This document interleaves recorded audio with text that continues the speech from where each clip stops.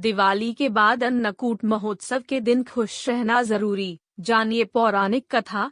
दीपावली के अगले दिन कार्तिक शुक्ल प्रतिपदा को गोवर्धन पूजा और अन्नकूट उत्सव मनाया जाता है।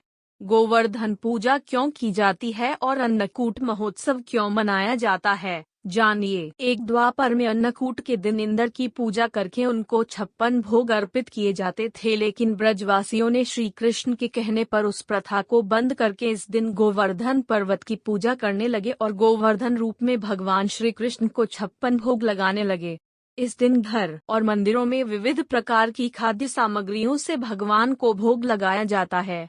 इस दिन गोबर से गोवर्धन की आकृति बनाकर उसके समीप विराजमान कृष्ण के सम्मुख गाय तथा ग्वाल बालों की रोली, चावल, फूल, जल, मौली, दही तथा तेल का दीपक जलाकर पूजा और परिक्रमा की जाती है। दो ग्रामीण क्षेत्र में अन्नकूट महोत्सव इसलिए मनाया जाता है क्योंकि इस दिन नए अनाज की शुरुआत भगवान को भोग लगाकर की जाती है। इस दिन गाय बैल आदि पशुओं को स्नान कराके धूप चंदन तथा फूल माला पहनाकर उनका पूजन किया जाता है और गौ माता को मिठाई खिलाकर उसकी आरती उतारते हैं तथा प्रदक्षिणा भी करते हैं। 3 अन्नकूट पर्व मनाने से मनुष्य को लंबी आयु तथा आरोग्य की प्राप्ति होती है, साथ ही दारिद्र्य का नाश होकर मनुष्य जीवन पर्यंत सुखी और समृद्ध रहता है।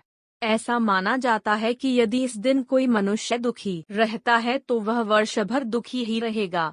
इसलिए हर मनुष्य को इस दिन प्रसन्न रहकर भगवान श्री कृष्ण के प्रिय अन्नकूट उत्सव को भक्तिपूर्वक तथा आनंदपूर्वक मनाना चाहिए। पौराणिक कथा। एक बार इंद्र ने कुपित होकर ब्रजमंडल में मूसलाधार वर्षा की।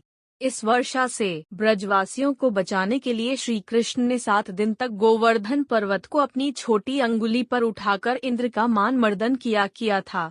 उस पर्वत के नीचे 7 दिन तक सभी ग्रामीणों के साथ ही गोप गोपिकाएं उसकी छाया में सुखपूर्वक रहे। फिर ब्रह्मा जी ने इंद्र को बताया कि पृथ्वी पर विष्णु ने श्री कृष्ण के रूप में जन्म ले लिया है, उनसे बैर लेना उचित नहीं है। यह जानकर इंद्रदेव ने भगवान श्री कृष्ण से क्षमा याचना की।